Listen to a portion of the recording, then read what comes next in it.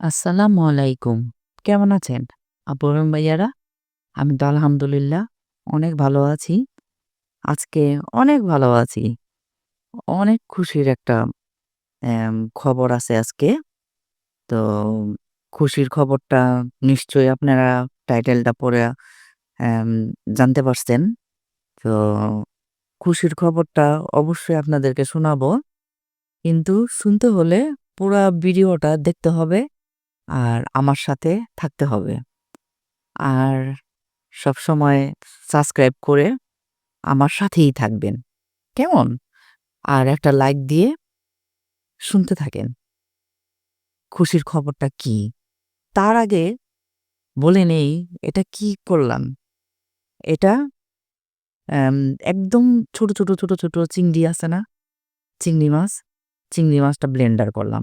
করার পরে দেন আদা, রসুন, মরিচের গুঁড়া, গরম মসলার গুঁড়া, তারপর ব্রেড ক্রাম্ব দিয়া আমি এটা ভালো কইরা মাখায় নিতাছি।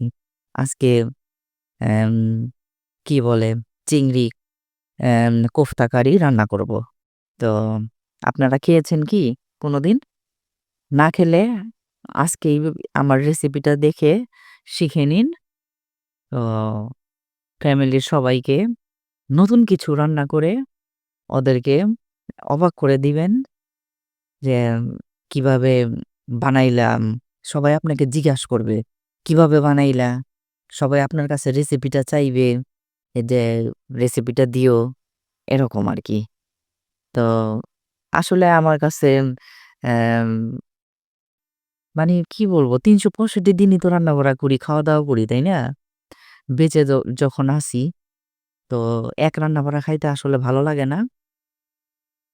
তো আমি আসলে চেষ্টা করি যে একই জিনিস একটু নতুনত্ব করার এই আরকি। তো হয়ে গেল আমার ভাজা। ভাজতে বেশি সময় লাগে না। উম চিংড়ি কিন্তু আপনার খুব চট কইরাই আপনার লাল হয়ে যায়গা। হ্যাঁ? একদম কি বলবো ৩ মিনিট সময় লাগছে ভাজতে। বেশি সময় লাগে না, হয়ে যায়। আর আপনার আজকে এই মুরগির আপনার ইগুলা আছে না? গিলা, কলিজা ওগুলা আপনার ভুনা করব। ভাজবো আরকি। একটু আলু দিয়া ভাজবো। আর এখানে অ্যা একটা টমেটো দিয়ে দিলাম। অ্যান চিংড়ির কোফতাটা করার জন্য, ভুনা করার জন্য। হলুদ, মরিচ, আদা, রসুন যা দেওয়ার দিয়ে দিলাম। আর খাইতে কিন্তু বেশ অনেক মজা হইছে কি বলবো। তো আ বাসার সবাই মানে খায়া মজা হইছে এটাই বলছে। আর বললাম না মুরগির গিরা কলিজা আলু দিয়া একটু ভাইজা নিবো। তো কিছুক্ষণ সময় ভাজলাম। ভাজার পরে দেন পেঁয়াজটা দিয়ে দিলাম। পেঁয়াজটা না আগে দিলে অ্যা নতুন পেঁয়াজ তো দ্রুত লাল হয়ে যায়।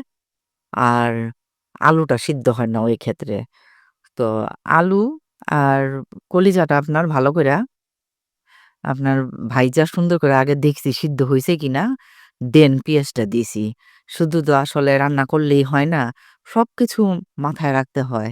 স্বাদ, সিদ্ধ হইল কিনা, কালার সবকিছু মাথায় রাইখা রান্না-বাড়াটাও করতে হয়। হুম? তো আমার কাছে পারফেক্ট না হইলে নিজের রান্না আমার অনেক বিরক্ত লাগে। অনেক জিদ লাগে। কেন পারফেক্ট হইল না? আর আমি সবসময় পারফেক্ট করেই রান্না করি। হ্যাঁ? এরকম খুব কমই হয়। যাই হোক, তো ভাত খাইতে খুশির খবরটা বলি। খুশির খবরটা যে ৪,০০০ ঘন্টা পূরণ না কইরা ১,০০০ সাবস্ক্রাইব না কইরা কিভাবে আমি অ্যাম Google AdSense পাইলাম।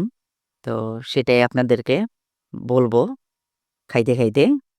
তো আপনার আসলে সত্যি কথা বলতে কি এত খুশি হইছি, কি বলবো আর? ভাতই খেতে ইচ্ছা করতাছে না।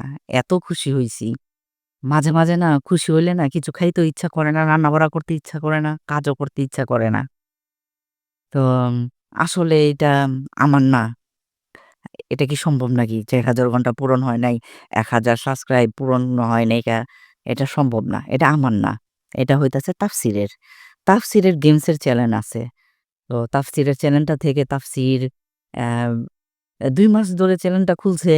২ মাসের মধ্যেই তাফসির আপনার মনে করেন যে মাশাআল্লাহ, মাশাআল্লাহ, আলহামদুলিল্লাহ অ্যাম স্বপ্নের চিঠিটা তাফসির হাতে পাইছে।